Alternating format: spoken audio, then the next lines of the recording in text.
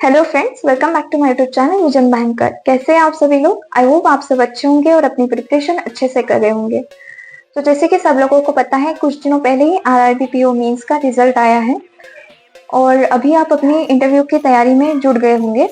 तो जिनका RRB PO mains clear हुआ है उन सभी को मेरी तरफ से कॉन्ग्रेचुलेशन, पर जिनका नहीं हुआ है वो प्लीज अभी गिव अप ना करें।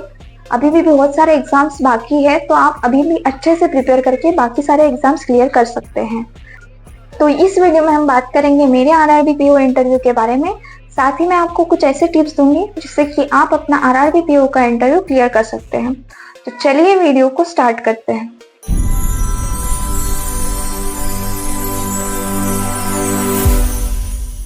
आरआरबी पीओ का इंटरव्यू मेरा फर्स्ट इंटरव्यू था, बैंकिंग वाला, क्योंकि इसके पहले मैंने कोई भी इंटरव्यू नहीं दिया था।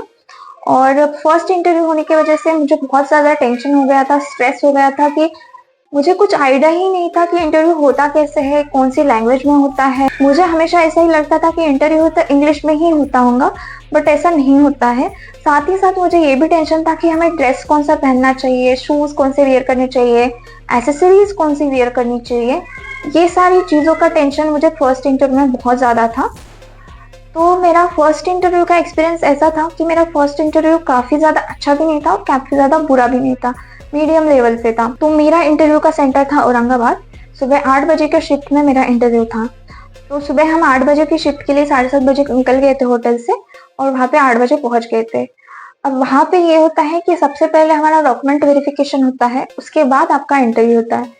तो ये सारी चीजों को बहुत ज्यादा टाइम लग जाता है। मैं सुबह 8 बजे इंटरव्यू के लिए गई थी और 3 बजे वापस आई थी। तो आप सोच लीजिए कितना ज्यादा टाइम लगता है, क्योंकि एक एक लोगों का डॉक्यूमेंट वेरिफिकेशन होता है। 4-5 लोग बैठे रहते हैं पैनल में, सबका डॉक्यूमेंट वेरिफिकेशन होने के बाद ही उनको इंटरव्यू के लिए भेजा जाता है। और उसमें भी इंटरव्यू के लिए एक अलग अलग पैनल रहता है जो आपको अलॉटेड होता है, उसी पैनल में आपका इंटरव्यू होता है। तो मेरा इंटरव्यू था फर्स्ट पैनल में। तो जैसे ही मेरा इंटरव्यू का टाइम आ गया था, जैसे मेरा नंबर आ गया था इंटरव्यू का, तब मैं रूम में एंटर की।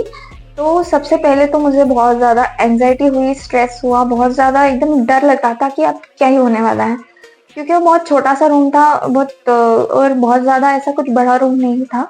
और सब लोग ऐसे सामने ही बैठे थे, 4 सर लोग बैठे थे और एक मैडम बैठी थी। तो रूम में एंटर होने के लिए सबसे पहले तो परमिशन लेनी है कि मैं आई कम इन सर।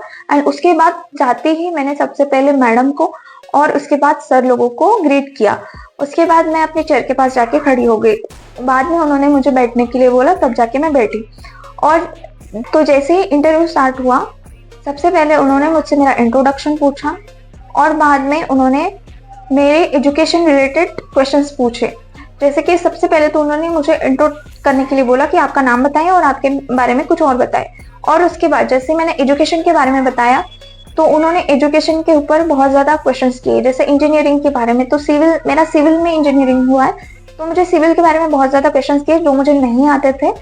तो मैंने उनको मना कर दिया कि सर मुझे नहीं आते हैं। उसके बाद उन्होंने पर्सनल क्वेश्चंस पूछे कि आपके पापा क्या करते हैं, आपकी मम्मी क्या करती है, आपका भाई क्या करता है, आपकी बहन क्या करती है, ये सारी चीजें पूछी। और उसके बाद एक मैम थे, उन्होंने मुझे प्रेसिडेंट के बारे में पूछा, first president, first lady president, अभी लेटेस्ट में कौन सी प्रेसिडेंट है, ये सारी चीजें पूछी। और जो सर लोग थे उन्होंने, कुछ लोगों ने एजुकेशनल, कुछ लोगों ने पर्सनल और कुछ लोगों ने बैंकिंग रिलेटेड पूछा। इससे ज्यादा और कुछ पूछा नहीं जाता है। और सबसे ज्यादा लास्ट में जो एक मुझे क्वेश्चन पूछा था, वो मेरे एटीएम के बारे में पूछा गया था कि आपका एटीएम का पिन बताइए, आपका एटीएम का सीवीवी बताइए। तो तब मैंने उनको सीधा मना कर दिया था कि सर ये मेरी पर्सनल चीजें हैं, मैं आपके साथ शेयर नहीं कर सकती हूँ। तब उस पर वो बहुत ज्यादा खुश हो गए थे। उन्होंने मुझे बोला था कि गुड, आपको ऐसे ही बताना नहीं चाहिए।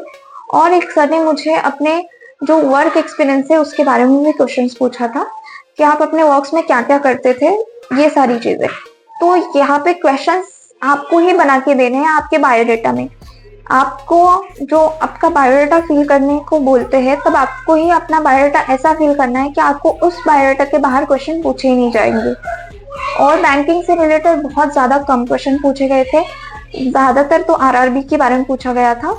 और सारे सर बहुत अच्छे हैं, मतलब जो फैकल्टी रहती है, जो इंटरव्यू रहते हैं वो बहुत अच्छे रहते हैं। बट कुछ कुछ लोग नहीं रहते हैं, कुछ कुछ लोग वो का मूड बहुत खराब रहता है, तो वो बहुत ज़्यादा आपको बैकफायर करते हैं हर आंसर पे। तो ऐसा मेरे पैनल में भी एक सर थे जो मुझ पे बैकफायर कर रहे थे। तो ऐसा भी हो सकता है कि आपको ऐसे भी कोई इंटरव्यू मिले कि जो आपको बैकफायर करे आपके आंसर पे। तो आपको उस वक्त बहुत ज़्यादा काम रहना है, आपको शांत ही रहना है, और नहीं आता है तो नहीं कहना है। तो ये था मेरा इंटरव्यू के बारे में। हालांकि मेरा RRBPO नहीं निकला था क्योंकि मेरा फर्स्ट इंटरव्यू था, मुझे उतना आइडिया नहीं था। तो लेकिन मेरा SBIPO निकला है, तो मेरा SBIPO का इंटरव्यू भी बहुत अच्छा गया था। तो अब हम इंटरव्यू टिप्स के बारे में बात करते हैं। तो मैं कुछ ऐसे टिप्स आपको दूंगी जिससे कि आप अपना RRBPO का इंटरव्यू क्लियर कर सकते हैं। तो सबसे पहले हम ड्रेसिंग सेंस के बारे में बात करते हैं। तो मैंने जब RRBPO का इंटरव्यू दिया था तब मैंने सूट पहना था, पिंक कलर का सूट पहना था, एकदम नॉर्मल। और जब मैंने SBIPO का इंटरव्यू दिया था तब मैंने ब्लेजर पहना था।